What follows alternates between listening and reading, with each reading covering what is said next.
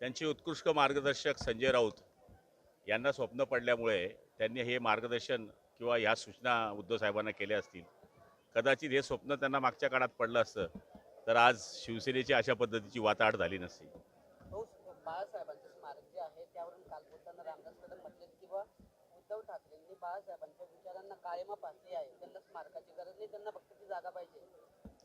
हे बघा, शिवसेना प्रमुखांचे जे स्वप्न होतं की या राज्यावर आणि या देशावर हिंदुत्व विचाराचं सरकार यावं आणि बाकी ज्या गोष्टी आहेत, राम मंदिर व्हावं, त्या सगळ्या गोष्टी पूर्णत्वास आल्या. पण ह्या माणसांनी त्याच काळामध्ये शिवसेना प्रमुखांचे विचार सोडलेले आहेत. रामदासभाई बोलले ते सत्य आहे आणि त्यामुळे जागा कोणाची त्यापेक्षा ते स्मारक शिवसेना प्रमुखांचं आहे आणि तिथे सगळ्यांचा हक्क आहे.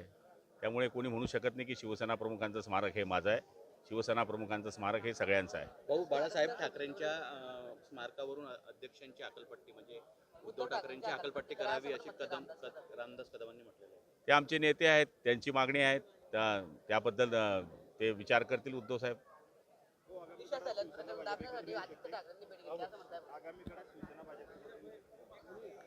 नाही, येण्याबद्दल वाद नाही आहे, आली तर आमचं काही म्हणणं नाही आहे. पण ज्यांनी ज्या काळामध्ये भाजपला मदत करायला पाहिजे होती, ज्या काळामध्ये भाजपच्या विचाराला सोडून हे चालले गेले, पण ज्या काळामध्ये भाजपला मदत करण्याकरता आम्ही उठाव केला, त्यांचा विचार भाजप करेल असं मला या ठिकाणी वाटतं. कारण की शेवटी जो पडतीच्या काळामध्ये आपल्याबरोबर असतो तो आपला भाऊ. आता हे काय चलतीचं नाणं दिसतं आहे, 237 आमदार दिसत आहे, 20 आमदार आलेले आहे, संजय राऊतांचा कार्यक्रम संपला आहे.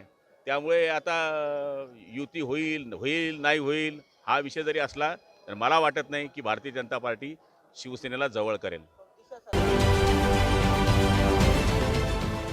देश विदेशातील प्रत्येक घडामोडींचे लाईव्ह अपडेट मिळवण्यासाठी आता साम टीव्हीच्या सर्व सोशल मीडिया प्लॅटफॉर्मला लाईक, फॉलो आणि सबस्क्राईब करा. तसंच सर्व नोटिफिकेशनसाठी बेल आयकॉन प्रेस करायला विसरू नका.